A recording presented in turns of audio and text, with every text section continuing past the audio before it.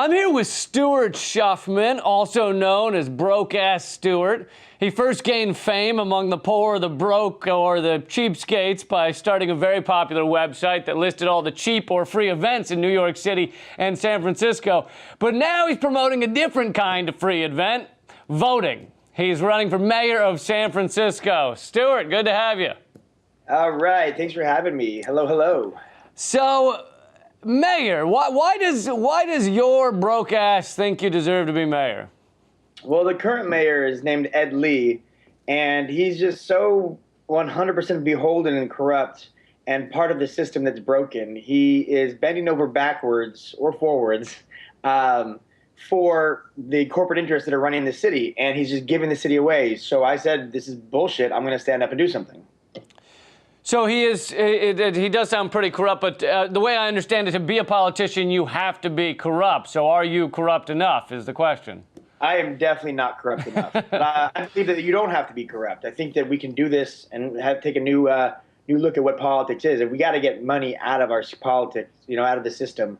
We got to get corporate money out of the system because it's so, we're at the point where corporations are writing our laws for us. And that's just not the way this country should be. I absolutely agree with that. How does your experience telling people about $5 events such as street musicians and happy ending massage parlors make you qualify to be mayor? Well, I always say that having been in politics in San Francisco should actually preclude you from being mayor of San Francisco because it's so corrupt here. But honestly, what's happening right now just isn't working.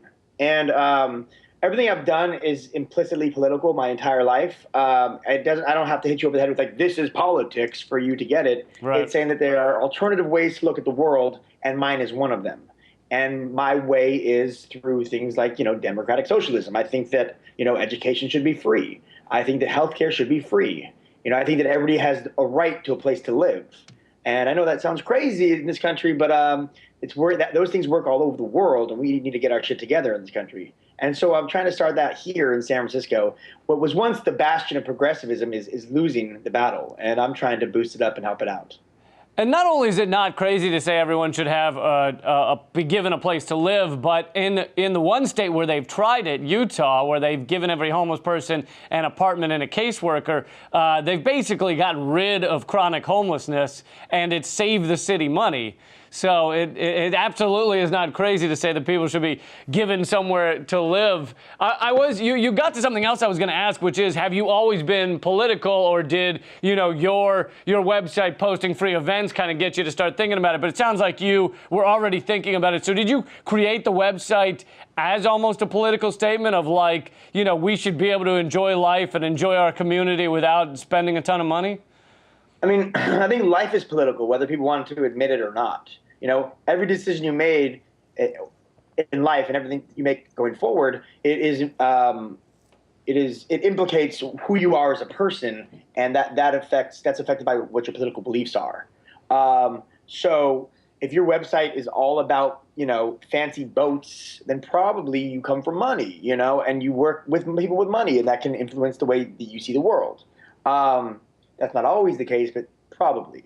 So my website being about, inexpensive things, cheap things, and all that, it kind of, came along with my ideals, which are that people are people, and the best things in life aren't about money. It's about who you are as a person and things you do. How did you come to those ideas? Was it an easy awakening, or did it take a while? It was all, I just kind of, I've always been progressive even before I knew that word existed. I grew up in a liberal household, and I went to UC Santa Cruz for college, which is, fucking really, it's like they give you a copy of the Communist Manifesto when you arrive. and so it's kind of, progressive politics have always been part of my psyche. Well, that's an interesting way to come about it. I think it's a very cool website and a very cool service you offer to people. I do think our community should be able to have a lot of free things, have a lot of, we should be able to enjoy society without it bankrupting us, which to get sidetracked and go into talk about entertainment for a minute, it's sad that, in order to see your favorite band nowadays, you have to take out a second mortgage or something. Well, there's less and less public space in this country, and public space is where dialogue happens other than the internet. And you need public space, and we don't have it. Even in San Francisco, they're trying to privatize, the head of Rexham Park is trying to privatize our public parks, and that's what happened when we had an issue.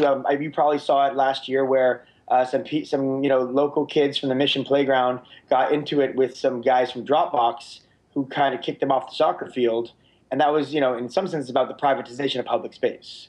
These kids have been playing soccer there for generations, for tons of years.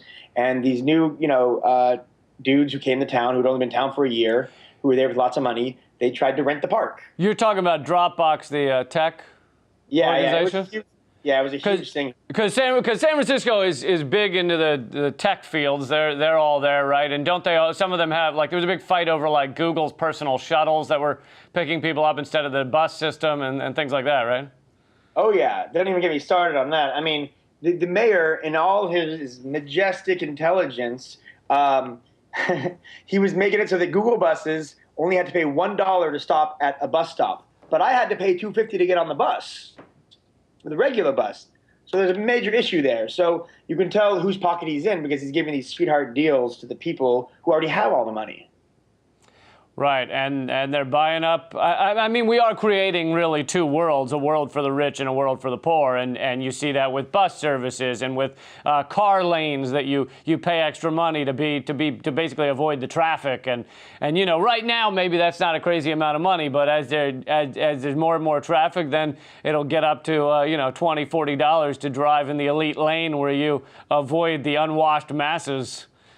Well, and then what happens is you look at something like Uber and Lyft and stuff like that, and there's services that are needed, and there's no doubt about that, but they're not being regulated like regular taxi companies.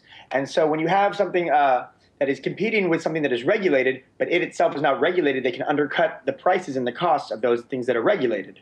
So they create a false economy in a way. And so what happens, so in theory, let's say that, we have in San Francisco, we have Lyft line and Uber line, which is like a carpool, and I can get almost anywhere in San Francisco for $7 if I'm carpooling with somebody else.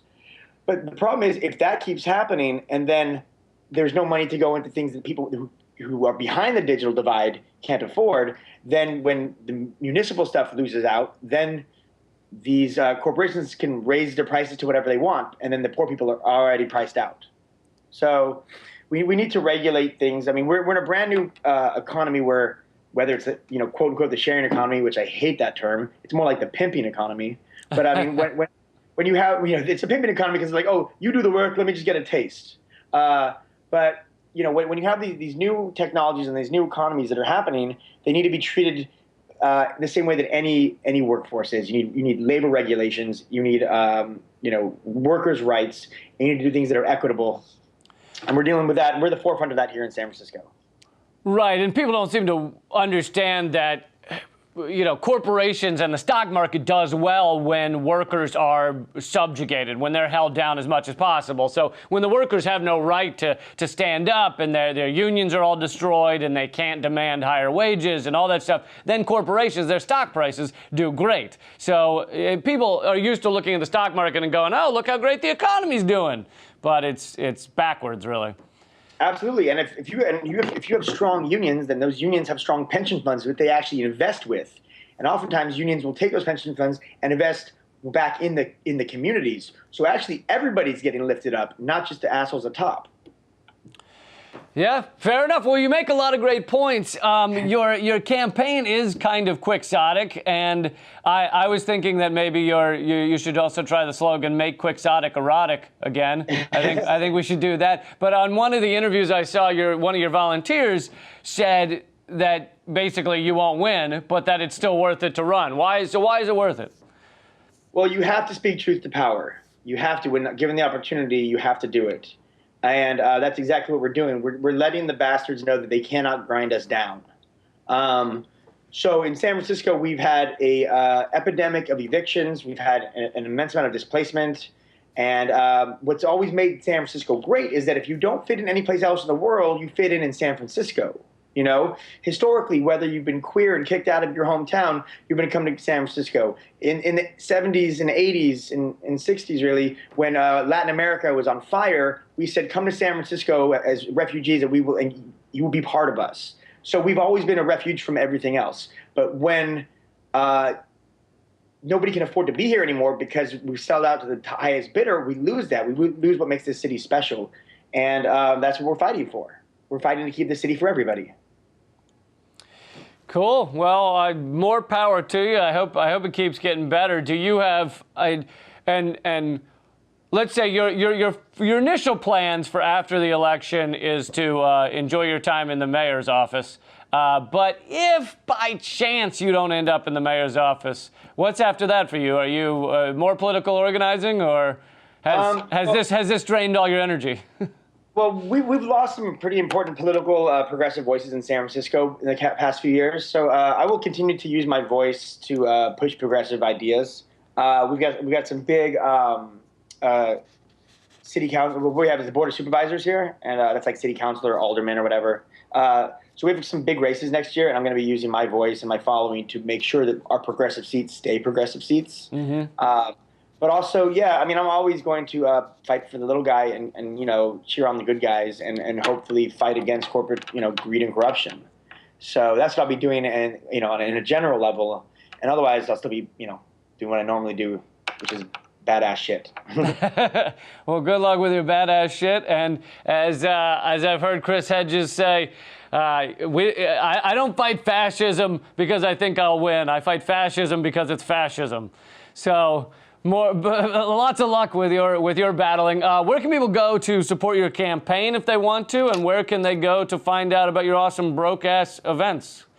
Cool. So the campaign is brokeassmayor.com, and the election is just over 2 weeks away. Whatever you can kick in would be amazing because you know, we're doing this hella, you know, bootstrapped, and you know, we're trying to, like, you know, raise money to print door hangers and make Facebook ads, which is a whole other conversation.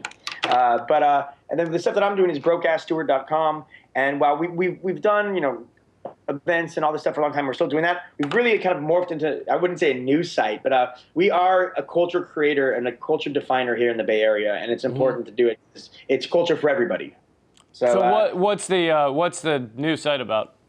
It's still brokeassstuart.com. Oh, okay. It morphed a little bit. Well, cool. Well, best of luck with all of it. I hope it keeps going well, and I hope to see you back here soon. If you ever make it through New York, bring us some good cheap events, will you? I will for sure. Thank you so much. Thanks, man. Bye.